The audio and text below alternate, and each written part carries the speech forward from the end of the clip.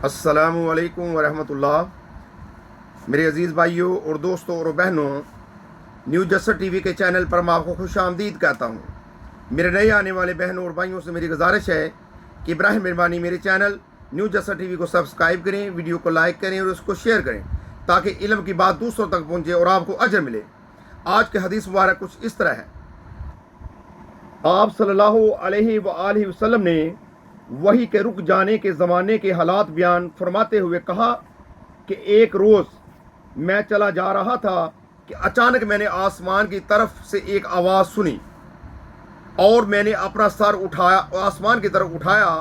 क्या देखता हूँ कि वही फरिश्ता जो मेरे पास गारे हिरा में आया था वो आसमान और ज़मीन के बीच में एक कुर्सी पर बैठा हुआ है।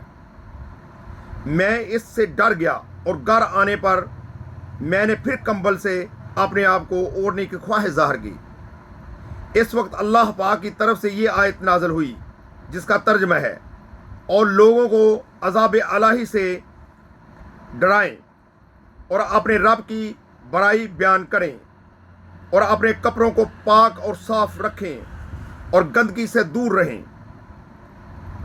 इसके बाद वही तेज़ी के साथ बेदर पे आने लगी।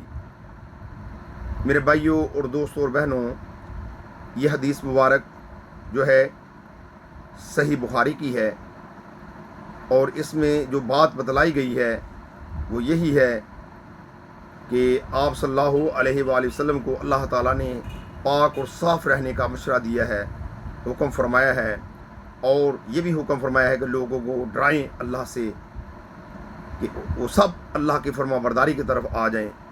और आप सल्लल्लाहु अलैहि वसल्लम को ये नसीहत फरमाई है कि आप अपने कपड़े पाक साफ़ रखें और गलाज़त से दूर रहें। लिहाजा मेरे भाइयों और दोस्तों और बहनों, हमें पाक और साफ़ रहना चाहिए और अपने कपड़े पाक और साफ़ रखने चाहिए और गलाज़त और नापाकी से दूर रहना चाहिए, क्योंकि नापाकी जो है वो अल्लाह को नापसंद है। अल्लाह से दुआ है कि अल्लाह ताला हम गुनाहगारों को भी पाक और साफ़ रहने की तौफीक अता फरमाए। आमीन सुम्मा आमीन। अस्सलामु अलैकुम वरहमतुल्लाह।